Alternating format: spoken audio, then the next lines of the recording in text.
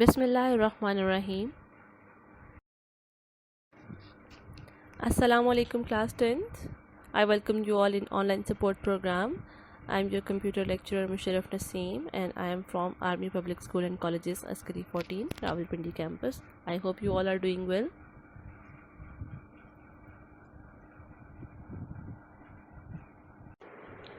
So students, this is lecture number 4 and we are going to discuss today flowchart, and we have discussed the definition of the flowchart in the previous chapter, and we are going to study from page number 19 up till 27, and we are going to discuss different problems and practices regarding flowcharts. Let's see. Flowchart symbols. First of all, let's see what are the flowchart symbols and how these are used to create a flowchart. Flowcharts are drawn using standard symbols. These symbols have specific meanings and are connected by arrow indicating the flow from one step to another. Flowchart symbols are illustrated in the table. मैं आपको next slide में जो है वो table show करती हूँ. जी, सबसे पहले है हमारे पास फ्लो लाइंस के लिए आपको एरो जो है उसका सिंबल यूज़ करना है. It is a line with arrows head using to connect various flow chart symbols and indicate the flow of control in the flow chart. Then we are having start stop symbols. It is a rounded rectangular shaped symbol. It is used to indicate the start and end of a flow chart. We can only write the word start and stop inside this symbol. हम लोग इसके अलावा और कुछ भी इसमें add नहीं कर सकते अपनी मर्जी से. A flowchart can have only start but it may have many ends. ठीक है, ये लाजमी नहीं है कि एक फ्लोचार्ट का एक ही स्टार्ट हो और एक ही एंड हो.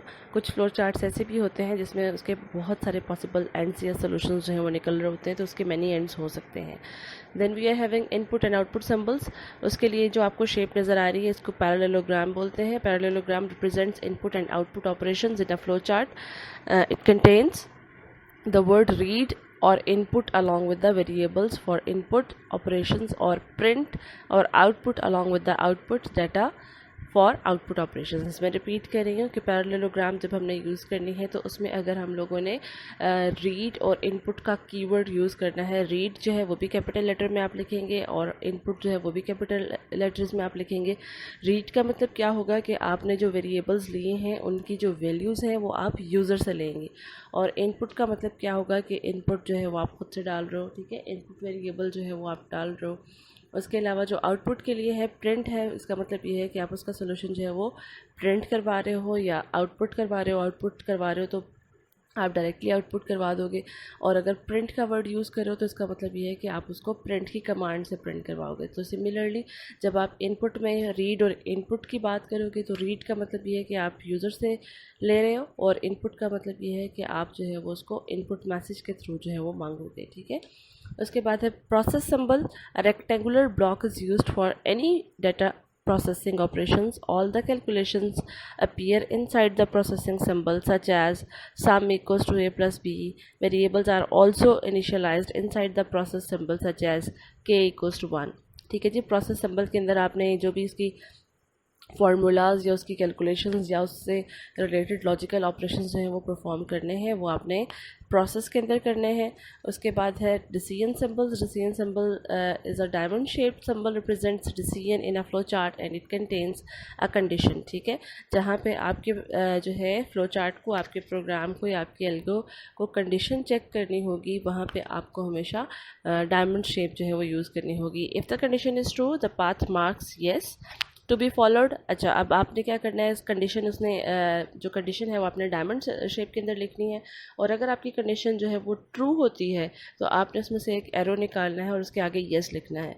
और अगर आपकी कंडीशन फॉल्स होती है तो आपने उसका ऑपोजिट डायरेक्शन से जो है वो एरो निकालना है, तो वहाँ पे आपने नो लिखना है. ठीक है, येस कंडीशन ट्रू होने के लिए और नो कंडीशन फॉल्स होने के लिए. ठीक है, if the condition false the path marked no to be followed. The words true and false can also be used instead of yes और नो. ठीक है जी, ये दोनों ऑप्शन हैं आपके पास. अगर येस है यानी कि कंडीशन ट्रू है, या क्या कहते हैं, येस है एंड येस एंड ट्रू हो जाएगा, और अगर फॉल्स है तो फॉल्स एंड नो हो जाएगा. ठीक है, उसके बाद आपको नज़र आ रहे हैं 2 कनेक्टर सिंबल्स। इसमें आपको एक ऑन पेज कनेक्टर्स नज़र आ रहा है और एक ऑफ पेज कनेक्टर नज़र आ रहा है, ठीक है। ऑन पेज जो है वो सर्कल है छोटा सा, और दूसरा जो है उसकी शेप थोड़ी सी डिफरेंट है। These symbols are used to connect one part of a flow chart to the other on the same page। जो आपके पास एक ही, फॉर एग्जांपल अगर आपने एक पेज के ऊपर फ्लो चार्ट ड्रॉ किया हुआ है, तो अगर आपने एक ही पेज के ऊपर जो है वो उनको कनेक्ट करना है, जैसे कि आपको पेज नंबर 21 के ऊपर जो है वो नज़र आ रहा है, उसमें उन्होंने जो है वो एक कनेक्टर यूज़ किया हुआ है, ऑन पेज कनेक्टर। तो वहाँ पे आप उसको इन ऑन पेज कनेक्टर्स करोगे। और अगर आपको जो है वो एक आपका फ्लो चार्ट एक पेज से ज़्यादा पेजेस पे जा रहा है, या वो बहुत लेंथी एल्गोरिदम का है, या बहुत लेंथी आपके कोड का है, तो फिर वो जो है वो ऑफ पेज कनेक्टर के ऊपर चला जाएगा। तो अगर आपको एक पेज से दूसरे पेज के साथ ऊपर जो है वो चीज़ों को लिंक करना होगा, तो फिर आप ऑफ पेज कनेक्टर जो है उसको यूज़ करोगे, ठीक है।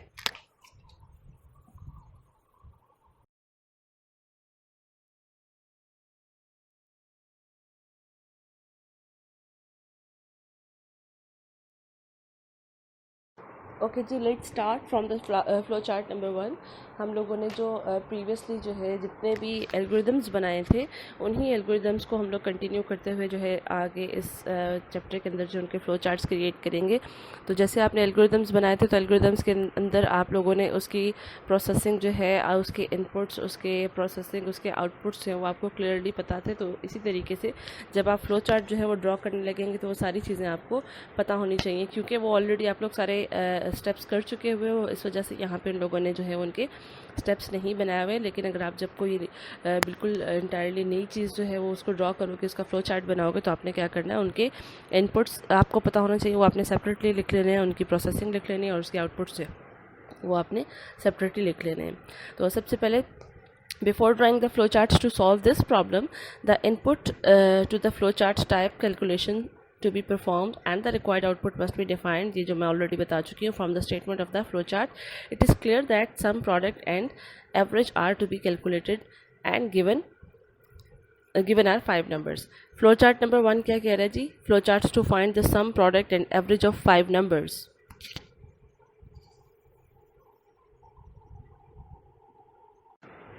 मैंने आपकी बुक के स्क्रीनशॉट्स जो हैं वो यहाँ पे लगा दिए हुए हैं। फ्लो चार्ट नंबर 1 यहाँ पे आपको सबसे पहले नज़र आ रहा है कि जी आपका एक जो है ओवल टाइप का जो है वो शेप नज़र आ रही है स्टार्ट के लिए। और यहाँ पे देखें, कैपिटल लेटर्स के अंदर जो है जो कुछ भी लिखा हुआ है वो सब कैपिटल लेटर्स के अंदर है। आपने भी as it is same pattern follow करना है। सबसे पहले स्टार्ट लिखेंगे, उसके बाद आपको फ्लो लाइन जो है वो नज़र आ रही है। फ्लो लाइन क्या कर रही है, वो डायरेक्शंस जो है वो बता रही है कि किस तरफ आपका फ्लो चार्ट जा रहा है। फ्लो लाइन के बाद आपको जो है वो पैरेललोग्राम नज़र आ रही है। पैरेललोग्राम जो है वो हमने इनपुट और आउटपुट दोनों प्रोसेसेस के लिए यूज़ करनी है।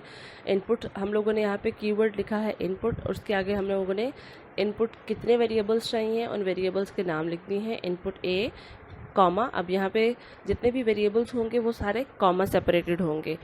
Input A comma B comma C comma D comma E, ठीक है। उसके बाद नेक्स्ट आपका फ्लो लाइन आ जाएगी। फ्लो लाइन के बाद आपका जो है वो रेक्टेंगल आ रही है। रेक्टेंगल आपको पता है वो किस पर्पज़ के लिए यूज़ करते हैं, वो उसको हम कहते हैं कि ये प्रोसेस सिंबल है। तो प्रोसेस इसके अंदर जो कुछ भी करना है हम लोगों ने वो यहाँ पे लिख रहे हैं। हम लोगों का प्रोसेस क्या है, फ्लो चार्ट हम लोग किस चीज़ का बना रहे हैं कि हम लोगों ने 5 वेरिएबल्स लेने हैं, उसको सम निकालना है, प्रोडक्ट निकालना है और एवरेज निकालनी है। इसका मतलब ये है कि सारा प्रोसेस जो है वो प्रोसेस ब्लॉक के अंदर जो है वो होगा।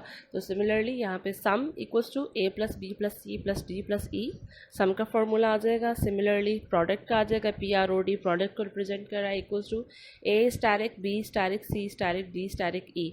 अगेन मैं आपको याद कराती चलूँ कि हम लोग यहाँ पे मल्टीप्लाई का साइन नहीं यूज़ करते हैं, हमारी कीबोर्ड में मल्टीप्लाई का साइन नहीं होता। कुछ लोग जो है उसको x को मल्टीप्लाई कंसिडर करते हैं, लेकिन यहाँ पे आपका कीबोर्ड जो है वो मल्टीप्लाई यूज़ नहीं कर रहा होता। मल्टीप्लाई के लिए हम लोग हमेशा स्टैरिक का यूज़ करेंगे साइन, जिसको छोटा सा स्टार टाइप जो आपको नज़र आ रहा होता है, ठीक है। उसके बाद है average. Average equals to sum divided by 5। Sum divided by 5, अगर आप गौर से देखें तो हम लोग यहाँ पर डिवाइड के लिए जो है, मैंने पहले भी बताया था, डिवाइड वाला सिंबल जो है वो हम लोग यहाँ पे मैथ्स के डिवाइड वाला सिंबल यूज़ नहीं करते। हम लोगों ने स्लैश यूज़ करनी है ओवर जो है सम बाय 5। तो आपका कीबोर्ड जो है वो डिवाइड करने के लिए जो है वो मैथमेटिक्स वाला डिवाइड वाला सिंबल यूज़ नहीं करता। तो इस वजह से मैं आपको याद करा दूं कि आपने हमेशा जब भी कोड लिखना है, जब भी फ्लो चार्ट बनाना है, एल्गो लिखना है, जो भी आपने कंप्यूटर से रिलेटेड जो भी काम करना है, उसमें मल्टीप्लाई और डिवाइड के लिए जो है वो स्टारिक और स्लैश का सिंबल यूज़ करना है, ठीक है। और उसके बाद अगेन फ्लो लाइन आपकी चल रही है, उसमें आपके पास क्या आ रहा है, पैरेललोग्राम है, जो कि किसको रिप्रेजेंट करेगी, आउटपुट को।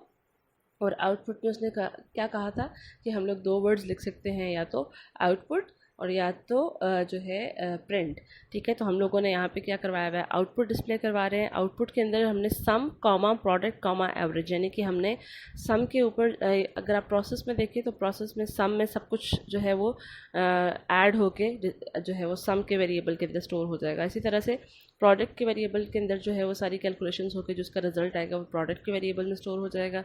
इसी तरीके से एवरेज के वेरिएबल में जो है वो सारा का सारा सम बाय 5 होके उसका रिजल्ट जो है वो स्टोर हो जाएगा। तो आउटपुट में हम लोग क्या कर रहे हैं, हम लोग उसके सारे सोल्यूशंस जो हैं उनको उनके वेरिएबल्स के थ्रू जो है वो डिस्प्ले करवा रहे हैं, आउटपुट करवा रहे हैं। और उसके बाद हमारा फ्लो लाइन जो है वो मज़ीद जो है प्रोसीड करते हुए हमें स्टॉप तक लेके जा रही है, एंड देन हमारा एक फ्लो चार्ट कंप्लीट हो जाता है।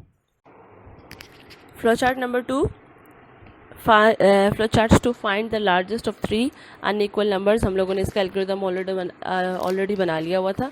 इसमें भी जो है आपको बुक का स्क्रीनशॉट मैंने साथ में ऐड कर दिया, जिनके पास बुक्स नहीं है वो यहाँ से देख सकते हैं। अच्छा, इसमें सबसे पहले क्या हो रहा है, स्टार्ट, ठीक है जी। स्टार्ट एंड स्टॉप जो है वो एज इट इज़ वही काम करेंगे। उसके बाद हमारे पास पैरेललोग्राम आ जाएगी, उसमें हम लोगों ने इनपुट ले लिया।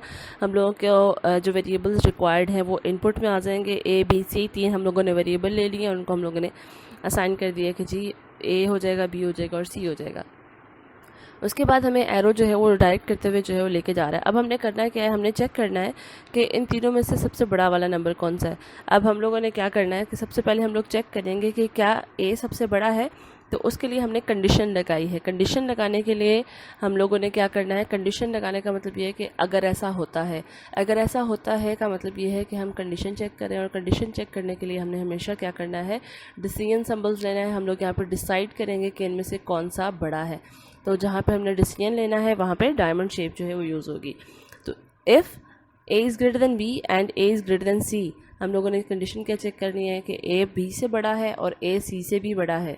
दरमियान में एंड लगाया है तो एंड कैपिटल लेटर्स में लिखा जाएगा, ठीक है। अगर ये दोनों कंडीशंस ट्रू होती हैं तो इसके बाद आपको सामने नज़र आ रहा है कि येस आ रहा है, ठीक है। येस का मतलब ये है कि ये कंडीशन ट्रू होती है, तो इसका मतलब ये है कि हमने आउटपुट ए कर देना है। इसका मतलब ये है कि अगर ए बी से भी बड़ा है और ए सी से भी बड़ा है तो इसका मतलब ये है कि ए इन दोनों से बड़ा है, तो हमने आउटपुट डिस्प्ले करवा देना है ए को, ठीक है, कि ए इज़ ग्रेटर।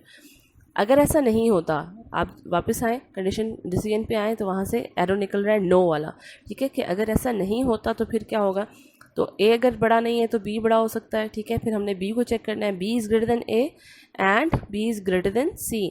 और आगे क्वेश्चन मार्क लगाया हुआ है। क्वेश्चन मार्क का मतलब ये कि ये हमने वेरीफाई करना है कि क्या ये बड़ा है या नहीं है, ठीक है। उसके बाद अगर ये कंडीशन ट्रू होती है, अगर यस होती है, तो इसका मतलब ये है कि बी बड़ा है दोनों से, ए से भी और बी और सी, सॉरी बी ए से भी बड़ा है और सी से भी बड़ा है। तो इसका मतलब है अगर ये कंडीशन ट्रू होती है तो हमने इसको यस पे लेके जाना है और आउटपुट करवा देना है बी को। और इसी तरीके से अगर ये नो होता है तो फिर हम लोग डायरेक्टली क्या करेंगे, आउटपुट सी कर देंगे। मैंने आपको जब एल्गो सिखाया था तो तब यही बात बताई थी कि अगर आप लोगों ने 3 चीज़ों को वैलिडेट करना है तो अगर आप 2 को वैलिडेट करते हैं तो ऑटोमेटिकली इन दोनों, अगर वो पहली दोनों गलत होती हैं तो ऑटोमेटिकली तीसरी जो है वो ठीक हो जाएगी। तो हम लोग तीसरी के लिए अलग से कंडीशन चेक नहीं करेंगे, ऑल्दो कि आप कर सकते हैं, लेकिन वो वेस्ट ऑफ टाइम है, उसकी ज़रूरत नहीं है, ठीक है। तो अगर आपका 2 चीज़ें जो है वो क्लियर हो रही हैं तो तीसरी ऑब्वियस होगी कि अगर उन दोनों में से कोई रिज़ल्ट हमें नहीं मिल रहा तो डेफिनेटली थर्ड कंडीशन जो है वो ट्रू हो जाएगी। तो इस वजह से हम लोगों ने तीसरा यहाँ पर डिसीजन नहीं लिया। हम लोगों ने ऑटोमेटिकली जब वो नो आ रहा है, ऊपर वाला नो जो है वो भी लिंक हो जाएगा सेकेंड वाले के साथ, ठीक है। तो इसका मतलब ये कि दोनों ठीक नहीं हो रही हैं, तो फिर इसका मतलब है कि आउटपुट हम सी कर देंगे। और उसके बाद अगर आप देखें ये जो तीनों आउटपुट्स आ रहे हैं इनको हम लोगों ने ऑन पेज कनेक्टर के साथ कनेक्ट किया हुआ है और उसके बाद स्टॉप पे लेके गए हुए हैं, ठीक है। क्योंकि वो उसके 3 डिफरेंट जो है वो पॉसिबल रिजल्ट्स आने की पॉसिबिलिटी है, तो इस वजह से वो जो है उसको हम लोग ऑन पेज कनेक्टर के साथ करें, ठीक है। ऑन पेज कनेक्टर के साथ हमने कनेक्ट कर दिया और उसके बाद उसको स्टॉप कर दिया, तो ये आपका फ्लो चार्ट कम्प्लीट हो गया। Okay students, flow chart number 3 और 4 आप खुद सॉल्व करेंगे, इसमें कोई भी प्रॉब्लम नहीं है, बहुत सिंपल से एज इट इज़ जो है वो जैसे आप लोगों ने उसके एल्गोरिदम्स बनाए थे उनको सिंपली आपने यहाँ पे एडजस्ट करना है। फ्लो चार्ट नंबर 5 जो है वो हम लोग डिस्कस कर लेते हैं। उसमें करना क्या है, flow chart to find the area of a triangle when the length of height and base are given. अच्छा, क्वेश्चन पहले आपने गौर से पढ़ना है कि उसमें क्या है कि उसकी length of height and base are given, वो हमें अवेलेबल है, वो हमें क्वेश्चन के अंदर दे हुई होगी। ठीक है, तो इसमें सबसे पहले हम लोगों का स्टार्ट स्टम्बल आ जाएगा, फ्लो लाइंस आ जाएंगी और हमारा आ जाएगा इनपुट में हम लोगों ने बी वेरिएबल ले लिया है बेस के लिए और एच वेरिएबल ले लिया है हाइट के लिए। उसके बाद हमारा जो है फ्लो लाइन कंटिन्यू करते हुए प्रोसेस की तरफ लेके जाएगी। तो उसमें प्रोसेस हमारे पास क्या है, बेसिकली हमारा हमने करना क्या है, area of triangle find out करनी है और एरिया ऑफ ट्राइंगल जो है वो हमने उसको रिप्रेजेंट करवा लिया है ए के साथ। ए जो है फॉर्मूला को रिप्रेजेंट करेगा, यानी कि एरिया ऑफ ट्राइंगल को रिप्रेजेंट करेगा, और ए इक्वल्स टू हम लोगों ने ब्रैकेट्स यूज़ किए हैं बी मल्टीप्लाई बाय एच, यानी कि बेस को हम लोग हाइट के साथ मल्टीप्लाई करेंगे और उसको हम लोग डिवाइड कर देंगे 2 के साथ। ठीक है, अच्छा आप लोग याद रखिएगा कि जब हम लोगों ने इस तरह से डिवाइड बाय 2 करना होता है तो हम लोगों को ये ब्रैकेट्स लगाना ज़रूरी है। अगर हम लोग ब्रैकेट्स नहीं लगाएंगे तो हमारा कंप्यूटर क्या करेगा कि वो h डिवाइडेड बाय 2 कर देगा सिंपली। ठीक है, तो अगर हम लोगों ने ज़्यादा चीज़ों को आपस में मल्टीप्लाई करने के बाद उस टोटली सारी चीज़ को डिवाइड करना है तो हमें उसके अराउंड जो है वो स्मॉल ब्रैकेट्स जो है वो इनक्लोज करनी पड़ेंगी और उसके बाद उन सारी चीज़ों को डिवाइडेड बाय 2 करना पड़ेगा, divided by what ever the number है उससे करना पड़ेगा। ठीक है, उसके बाद हमें फ्लो लाइन जो है वो डायरेक्ट करते हुए क्या बता रही है कि हमने कहाँ जाना है, हमने उसका आउटपुट डिस्प्ले करवाना है और आउटपुट में क्या आ जाएगा ए में क्या है, ए में एरिया ऑफ ट्राइंगल जो है वो कैलकुलेट होकर उसका रिजल्ट ए में स्टोर हो जाएगा एंड देन स्टॉप, हमारा फ्लो चार्ट कंप्लीट।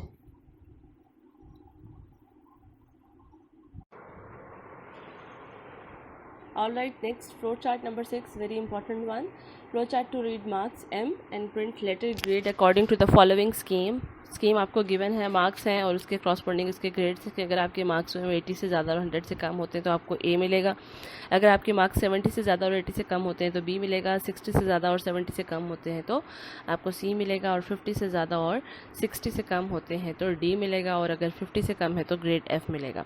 तो इसका हम लोगों ने ऑलरेडी एल्गोरिदम बना लिया हुआ था, इसको हम लोगों ने अब कन्वर्ट करना है फ्लो चार्ट के अंदर। तो सबसे पहले जो है वो स्टार्ट सिंबल आ जाएगा, स्टार्ट सिंबल के बाद हम लोगों ने इनपुट एम जो है वो रिप्रेजेंट करेगा मार्क्स को, कि हमने मार्क्स जो है वो यूज़र से लेने हैं कि आप अपने मार्क्स बताएं, और उसके बाद हम आपको आपके ग्रेड्स हैं वो डिस्प्ले करवाएंगे। इनपुट एम ले लिया और उसके बाद यहाँ पे हमारे कंडीशंस का एक सिलसिला शुरू हो जाएगा। कंडीशंस में हमने सबसे पहले क्या करना है कि अगर आपके मार्क्स हैं वो ज़्यादा हैं 80 से या 80 हैं, 80 या 80 से ज़्यादा होते हैं, अगर ऐसा होता है तो हम लोगों ने इसको ग्रेड ए डिस्प्ले कर देना है। अच्छा, अगर आप क्वेश्चन में देखें तो उसमें उन्होंने 2 कंडीशंस इकट्ठी दी हुई हैं, आप चाहो तो आप पूरी की पूरी वही कंडीशन यहाँ पे अप्लाई कर सकते हो, अगर नहीं तो आप अगर ये वाली कंडीशन जो बुक में मेंशन की हुई है कि marks is greater than and equals to 80 तो ये भी कंसिडर की जा सकती है। ठीक है, तो इसका मतलब ये है कि अगर आपके मार्क्स 80 से ज़्यादा है तो 80 से ज़्यादा है तो वो 100 भी हो सकते हैं। ठीक है, तो आप जो है इस कंडीशन को भी यूज़ कर सकते हो और जो आपको क्वेश्चन में दिया हुआ है वो भी यूज़ कर सकते हो। कंडीशन चेक करने के जब आप कंडीशन चेक करेंगे तो याद रहे कि आपने हमेशा उसके एंड के ऊपर क्वेश्चन मार्क लगाना है। क्वेश्चन मार्क इंडिकेट करेगा कि हम लोग इसको चेक करना चाह रहे हैं कि क्या ये ऐसा है, अगर ऐसा है यानी कि अगर ऐसा है तो ये येस पे जाएगा। ठीक है, येस है तो हमने आउटपुट क्या कर देना है, ग्रेड ए। अब जब हम आउटपुट में डबल कोट्स अगर आपको नज़र आ रहे हो तो हमने डबल कोट्स यूज़ किए हुए हैं ए के ऊपर, इसका मतलब ये है कि हम लोग आउटपुट करवाएंगे, आपकी स्क्रीन के ऊपर सिर्फ ए डिस्प्ले होगा, इसका मतलब ये है कि आपका ग्रेड ए है। तो आप ए की जगह अगर ग्रेड ए लिख लेते हो तो वो ज़रा ज़्यादा लॉजिकल हो जाएगा, आपको ज़्यादा समझ में आ जाएगा कि ग्रेड ए आपको असाइन हो गया है। ठीक है, उसके बाद अगर ये कंडीशन ट्रू नहीं होती, फॉल्स होती है, फॉर एग्जांपल आपके मार्क्स जो हैं वो 80 से ज़्यादा नहीं हैं तो वो नो पे चला जाएगा और हम लोग क्या करेंगे, नेक्स्ट वाली कंडीशन चेक करेंगे, यानी कि सेकंड वाली। उसमें हम लोगों ने क्या चेक करना है कि आपके मार्क्स जो हैं वो क्या 70 या 70 से ज़्यादा लेकिन 80 से कम है, तो फिर हम लोग क्वेश्चन मार्क के साथ जो है वो कंडीशन लगा रहे हैं if marks is greater than and equals to 70। तो अगर ये ट्रू होता है तो आउटपुट आ जाएगा आपका बी, यानी कि आप ग्रेड बी जो है उसको डिस्प्ले कर दोगे। ठीक है, और अगर ऐसा नहीं होता, फॉल्स होता है, नो होता है, तो हम लोग अगेन थर्ड कंडीशन चेक करेंगे जिसमें हमने क्या चेक करना है कि क्या उसके मार्क्स जो हैं वो 60 या 60 से ज़्यादा लेकिन 70 से कम है, question mark, and then yes, अगर ऐसा होता है तो हमने आउटपुट सी डिस्प्ले करवा देना है, और अगर ऐसा नहीं होता तो हमने चेक करना है कि क्या उसके मार्क्स जो हैं वो 50 या 50 से ज़्यादा हैं तो उसका ग्रेड डी आ जाएगा, ठीक है। और अगर ऐसा नहीं होता तो हम लोग लास्ट वाली कंडीशन के लिए जो है वो हम लोग डायमंड शेप नहीं लगा रहे होते। जब हमारी सारी की सारी कंडीशन फॉल्स आ रही हो तो एक रिमेनिंग हो तो हम लोगों की उन सारी फॉल्स की बेसिस के ऊपर हम लोग जो है ऑटोमेटिकली ये कंसिडर करते हैं कि वो वाली जो है वो ट्रू हो जाएगी, ठीक है। तो हम लोग लास्ट वाली कंडीशन नहीं चेक करें कि मार्क्स उसके जो है वो लेस देन 50 हैं, तो हम लोग डायरेक्टली क्या करें कि अगर ऊपर वाली सारी नो के साथ आ रही हैं तो उसका मतलब ये है कि वो उसको डायरेक्टली हम लोग प्रिंट करवा देंगे, आउटपुट करवा देंगे कि वो फेल है या उसका ग्रेड एफ है, ठीक है। अब उसके बाद जब हम लोगों ने इनके सारे आउटपुट्स निकाले हैं, फिर आप लोग देखें तो आपने क्या करना है कि हर एक आउटपुट के बाद आपने उसको लिंक करना है स्टॉप के साथ, ठीक है।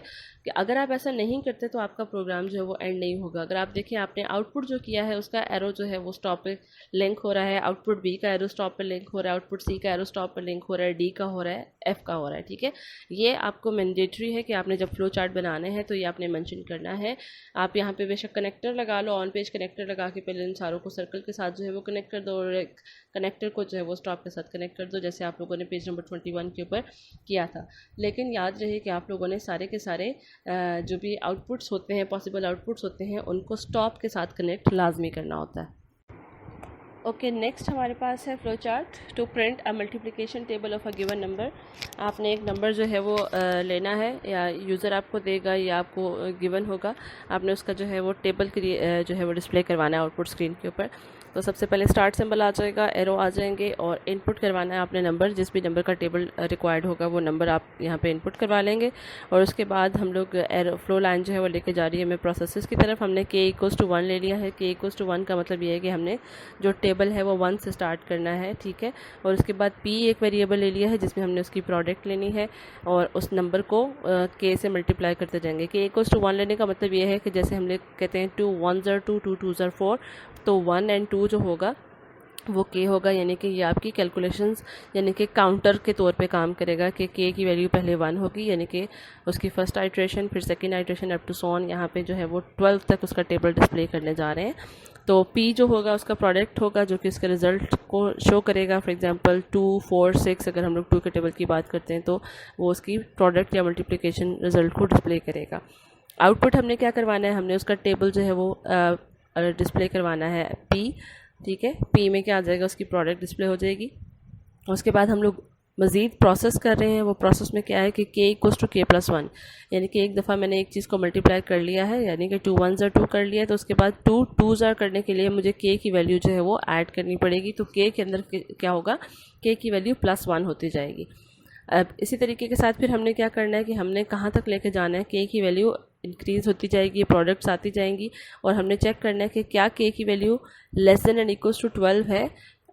आगे क्वेश्चन मार्क, इसका मतलब ये है कि जब तक के k की वैल्यू 12 नहीं आ जाती, या k की वैल्यू अगर छोटी है क्वेश्चन मार्क, तो येस, तो ये वापस ऊपर प्रोडक्ट की तरफ आ जाएगा, ठीक है। ऊपर मल्टीप्लाई, या आपको एरो नज़र आ रहा है कि ऊपर लेके जा रहा है p = n × k। तो यहाँ पे जो भी k की करंट वैल्यू होगी उसको मल्टीप्लाई कर देंगे नंबर के साथ, और वो जो है उसका रिजल्ट p में स्टोर हो जाएगा और आउटपुट हो जाएगा p, ठीक है। और ये for example 2 1s are 2, 2 2s are 4, up till 12 तक जो है ये 120 तक उसको डिस्प्ले करवा देगा,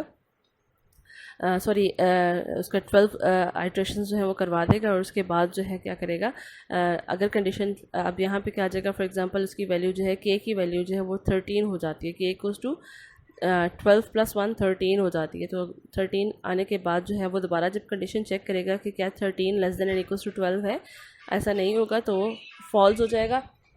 और उसके बाद आपने क्या करना है, उसकी कंडीशन फॉल्स हो जाएगी और ये नो पे जाएगा और आपका एल्गो कंप्लीट हो जाएगा, यानी कि उसके बाद आपने कैलकुलेशन नहीं करनी, ठीक है। तो इस तरीके से जो है आप उसको डिस्प्ले कर देंगे। अच्छा, नेक्स्ट हमारे पास है flow chart to convert temperature from Fahrenheit to Celsius. ये भी बहुत सिंपल तरीका है, बहुत सिंपल सा क्वेश्चन है, लेकिन ये पेपर में आ जाता है। इसका फार्मूला आप लोगों को याद होना चाहिए।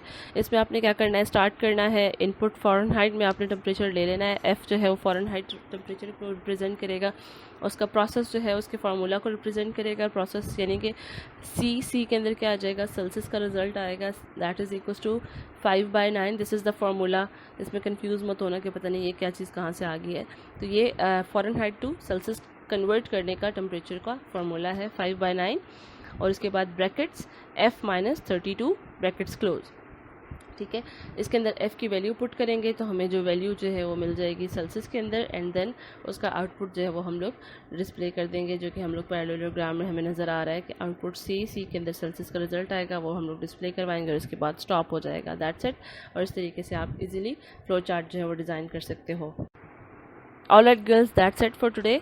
और इसके अलावा जितने भी रिमेनिंग आपके फ्लो चार्ट्स आपकी बुक में मेंशन्ड हैं वो सारे आप लोगों ने करने हैं, और एक्सरसाइज के फ्लो चार्ट्स जो आपने ड्रॉ करने हैं वो भी आपने करने हैं। और आपको इसमें अगर कोई इशू होता है तो आप प्लीज़ मुझे मेरे व्हाट्सएप नंबर पे कांटेक्ट कर सकते हो।